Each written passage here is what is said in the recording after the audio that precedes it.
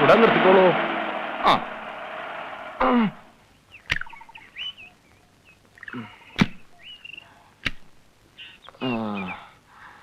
ആ ആ അതെ, ഇങ്ങോട്ട് വന്നോളൂ. ചുമട് എടുക്കുവോ? ഓ ആ എടുത്തോളൂ.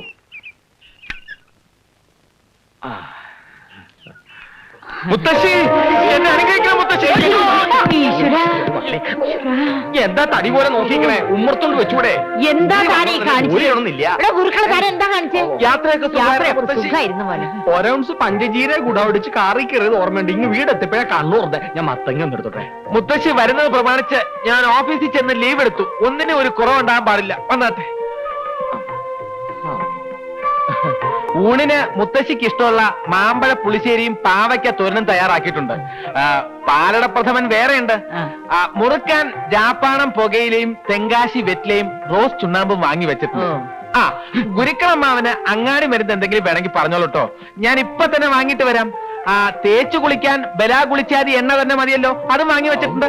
ഈ സ്നേഹത്തിന് മുമ്പിൽ ഗുരുക്കളമ്മാവൻ പതർന്നു കൂട്ടിയേ. താൻ എന്തിനുണ്ട് പതർന്നേ? വേണ്ടേ, പതർന്നില്ലേ? വന്നാട്ടെ വന്നാട്ടെ. ഒരു മോളെ നല്ല യാത്രാക്ഷീണം ഉണ്ടാവും. ആദ്യം ഓരോ ഗ്ലാസ് ചൂട് കാപ്പി ആവാം അല്ലേ? സിസ്റ്റർ നിക്ക ഇന്ദു പോയി കാപ്പി എടുത്തോണ്ട് വരൂ. കാല് തടവണോ മുത്തശ്ശി? തടവി കൊടുക്കടി. ഇപ്പൊ വേണ്ട മോനെ, കുറച്ച് കഴിഞ്ഞിട്ട് മതിയില്ലേ? വായി നോക്കി നിൽക്കാതെ ആ സാധനങ്ങൾ എടുത്തു വെക്കാൻ ഗുരുക്കളമ്മാനെ സഹായിക്കടി. നോക്കാതെ ചെല്ലടി. ചെല്ലുമോളെ. വിരട്ടിയാലേ ശരിയാവുള്ളൂ.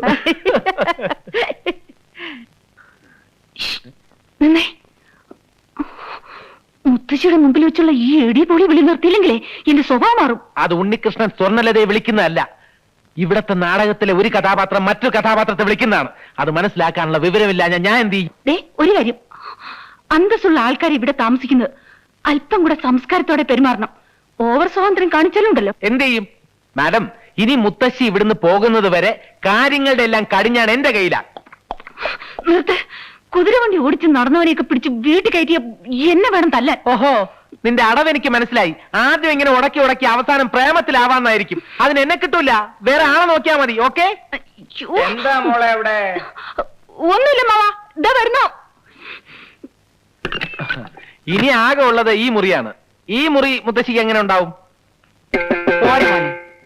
വീടൊക്കെ വലുതാണെങ്കിലും മുറികൾക്കൊന്നൊരു വീതിയും വിസ്താരവും ഇല്ല. എല്ലാം കിളിക്കൂട് പോലെയുണ്ട്. ഇവിടെ കിടന്നാലേ എനിക്ക് ശ്വാസം മുട്ടും. എന്നാ നമുക്ക് ഇറങ്ങാം. പ്ലാസ്റ്റിക് ആണല്ലോ. അതെ, നല്ല ഭംഗിയുണ്ട് കേട്ടോ.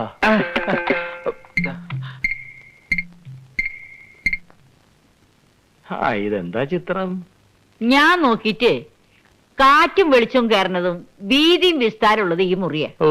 കിടപ്പ് ഇവിടെ തന്നെ ആയിക്കാലേ ഗുരുക്കളെ. ഇത് ഹാളാണ് മുത്തശ്ശി.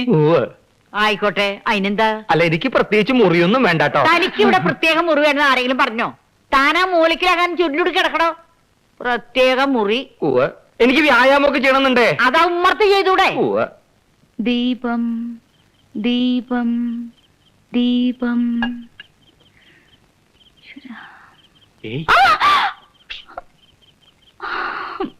ഞാനാണ്.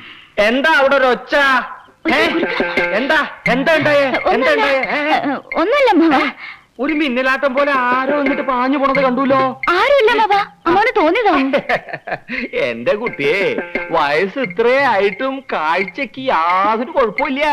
സ്വന്തമായിട്ട് ഉണ്ടാക്കി ഉപയോഗിച്ച അഞ്ഞന കുഴമ്പിന്റെ ഗുണാണ് അത്. ആരാ അത്? അയ്യോ, ആരുമില്ല അവിടെ. എങ്ങനെയാ? പിന്നെന്തിനാ നിലവിളിച്ചേ? അത് പിന്നെ ഇവിടെ ആരെയും കാണാത്തോണ്ട് വിളിച്ചു പോയതാ. എന്നാ പിന്നെ നേരത്തെ പറയാൻ പാടില്ലായിരുന്നോ? പാവം പേടിച്ചു അല്ലേ? പേടിയുണ്ടെങ്കിലേ ഒരു രക്ഷ ജപിച്ച് ഞാൻ കെട്ടിത്തരാം. ഇല്ലെങ്കിൽ ഗുരുക്കളമ്മാമനെ പോലെ ധൈര്യം ഉണ്ടാവണം. എന്റെ അമ്മേ, വേട്ടയ്ക്കൊരു മകനെ.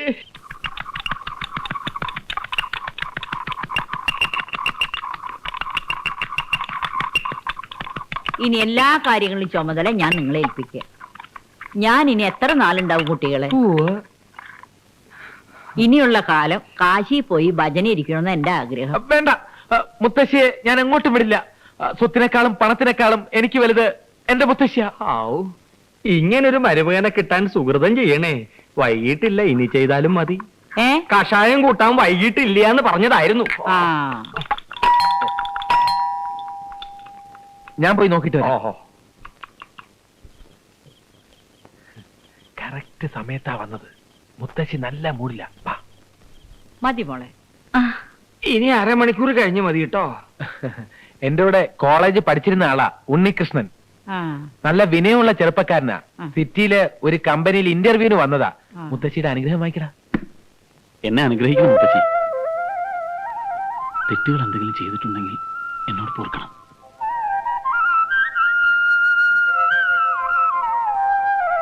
നന്നായിരിക്കട്ടെ. എഴുന്നേറ്റുള്ളൂ.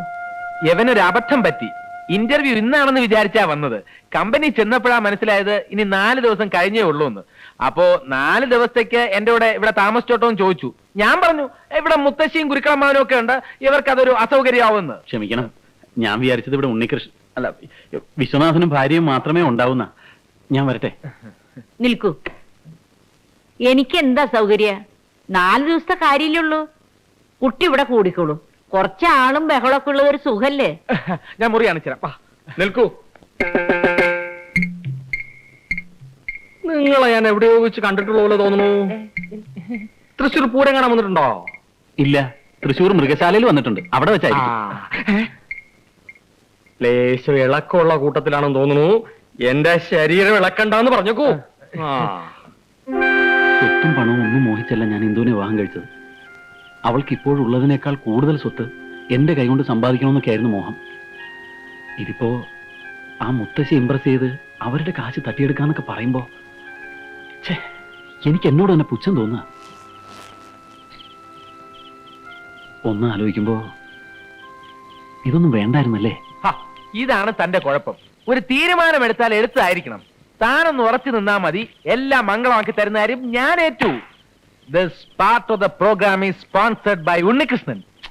അതല്ലടോ, താനൊന്ന് ആലോചിച്ച് നോക്കിയേ. എനിക്കിപ്പോ എന്റെ ഭാര്യയുടെ മുറിയിൽ ഒന്ന് കയറണമെന്നുണ്ടെങ്കിൽ ഞാൻ ആരുടെയൊക്കെ സമയവും സൗകര്യവും നോക്കണം. അതെല്ലാം തന്റെ കയ്യിലിരിപ്പ് കൊണ്ടാണെന്ന് കരുതി സമാധാനിച്ചാ മതി. ഞാൻ എന്ത് തെറ്റ് ചെയ്തെന്നാണ് താൻ പറയുന്നത്? എവിടെ? തന്നെ തന്നെ നോക്കി നിൽക്കാൻ അവിടെ. അയാൾ എന്തിനാ എന്നെ തന്നെ നോക്കുന്നത്? ഞാൻ വന്നപ്പോ തുടങ്ങി ശ്രദ്ധിക്കുക. താൻ നോക്കിക്കോ, ഞാനൊരു കളി കളിക്കാം. ഞാനാണ് ദേവരാജനെ കൊന്നതെന്ന് വേറെ ആർക്കും അറിയില്ല. നേരത്തെ സുമിത്രയെ ബലാത്സംഗം ചെയ്തതിന്റെ പേരിൽ ഡേവിഡിന് എന്നോട് ശത്രുതയുണ്ട്. അതുകൊണ്ടാണ് എനിക്ക് ഒളിച്ചു താമസിക്കേണ്ടി വരുന്നത്. പക്ഷേ ഇപ്പോഴത്തെ എന്റെ ഏറ്റവും വലിയ പ്രശ്നം അകാരണമായി എന്നെ സംശയിക്കുന്ന കിളവനാണ്. അയാളെ തട്ടാതെ രക്ഷയില്ല. ഇനി നീ പറ, ഞാൻ ഏത് റോൾ എടുക്കണം? ഇൻസ്പെക്ടറുടെ റോൾ എടുക്കണോ, കുറ്റവാളിയുടെ റോൾ എടുക്കണോ? നാടകം കൊഴിപ്പിക്കണമെങ്കിൽ നീ കുറ്റവാളിയുടെ റോൾ തന്നെ എടുക്കണം. അതാവുമ്പോ നിനക്ക് പ്രത്യേകിച്ച് അഭിനയിക്കേണ്ട കാര്യമില്ല. ഗുരുക്കളമ്മാവൻ എപ്പോ വന്നു? അത് പിന്നെ ഇവൻ നാടകക്കാരനാണ്. നിന്റെ നാടകത്തിലെ ഗുരുക്കളമ്മാവനെ പറ്റിയ വേഷം എന്തെങ്കിലും ഉണ്ടാവൂടാ? വേഷമൊന്നും ഉണ്ടാവൂല. അമ്മാവന് കർത്തം വലിക്കാൻ അറിയാവോ? പെരിപ്പിക്കണ്ട അമ്മാവാ, ദേഹം ഇളകും.